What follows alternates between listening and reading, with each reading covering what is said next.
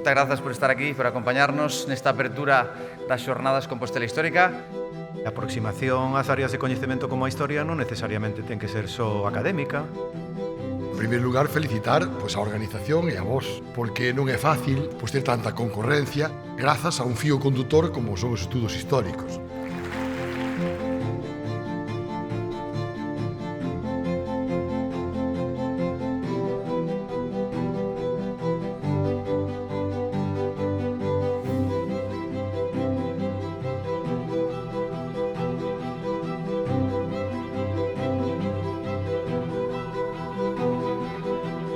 Julio vai nos dar unha ollada matemática por os monumentos principais de Compostela.